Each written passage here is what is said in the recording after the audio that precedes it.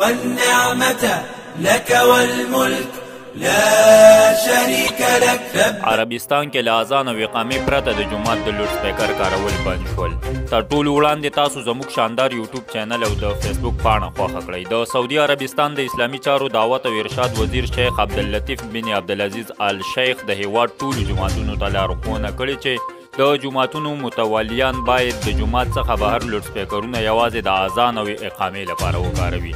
د دغې لارښوونې له مخې د لوډ سپیکرونو غږ باید د لوډ سپیکرونو د دستګاه د ظرفیت د یو له دریو برخو نه اوچت نشي.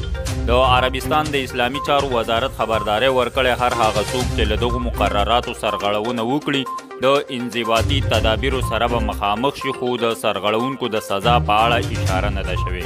دغه اقدام وروسته له هغې وشو چې یو شمېر جوماتونو د جومات دننه لوډ سپیکرونو څخه د استفادې برسیره د جومات بهر لوډ سپیکرونه نصب کړي وو او د لمونځ پر وخت جومات ته څیرمه کورونو کې د ناروغانو، زړو خلکو او ماشومانو د ازار کېدو سبب شوي وو.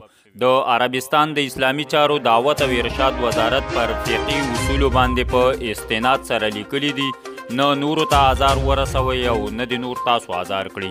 په دغه لارښوونه کې راغلي چې د لوډ سپیکرونو څخه د ګټې اخیستلو دلیل دا دی چې یوازې دننه په جومات کې لمونځ کوونکي د مولا امام غږ واوري او اړینه نه ده چې د لمونځ د ادا کولو پر وخت د امام غږ جومات ته نږدې کورونو کې واورېدلی شي.